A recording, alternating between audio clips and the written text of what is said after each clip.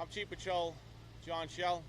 This morning, two of our officers responded to a family's call for help, which they responded to quickly, and were met with a chaotic, fast-moving situation where they showed great composure and saved the life of a 45-year-old mother.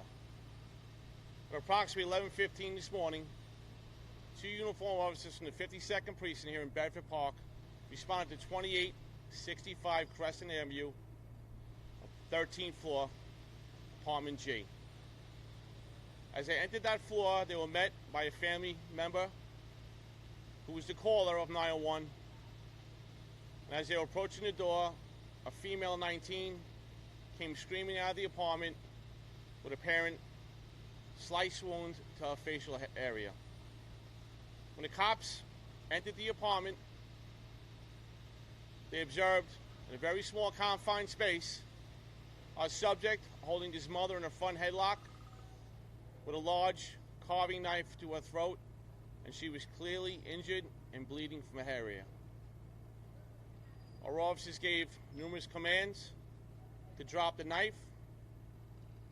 However, our officer discharged his firearm, striking the subject in the head, and saved the mother's life. They rendered aid. He was removed to the hospital, where he's since been pronounced. Everything I just described to you is clearly that hectic situation is depicted on body-worn camera. You know, every day in the city, our cops respond to calls for emotionally disturbed people. And it's a tough job for our cops to handle these.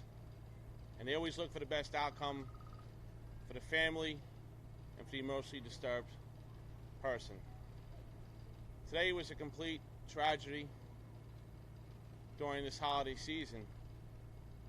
Thank God our cops got here quickly and saved this family from further harm. The subject told his family member he was going to kill his family and kill him. And our two young cops got here quickly, showed their composure, their train kicked in, saved mom's life, and saved this family's life. With that being said, I'll open up to any questions. I will start with Theodore. The officer who fired the shot, how long has he been on the force? Both these officers have a little over 2 years on the job. Okay. And they had to make these decisions, life and death decisions, quickly, and again, saved a mother's life. No injuries to the officers other than Correct, no injuries. They were removed to the hospital for the areas. Any other questions, Georgette? Your What's phone? the layout of the apartment looks like? So the apartment is a two-bedroom apartment, but it's extremely small. When they opened that front door, they were standing in a very small kitchen, and the living room is a very small living room. So when they walked in, it was right in front of his office. They were talking approximately 5 feet that this officer had to make these decisions. Go to Carol, 1010. Chief, the age on the dead person, and did he live here? And do you know what the nature of the dispute was? He was 30 years old, male. He did live here.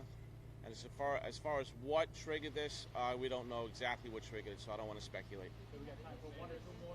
Connor, WNBC. Neighbors say there's a lot of incidents that happen here. The all responders are still in often, and there are things going on here. As far as this specific apartment 13G is in George, there's been a history of domestic violence. In terms of his mental status, we don't have anything documented in the police department. The building itself, like not specifically the unit building, are there incidents? We haven't got into the building. We're strictly focused on this incident in apartment 13G. We have time for one more question. He has no history of mental health? Documented with the police department. All right, folks, thank you very much. Thank you for your time and attention. Sure, don't it? The photo is available at NYPD.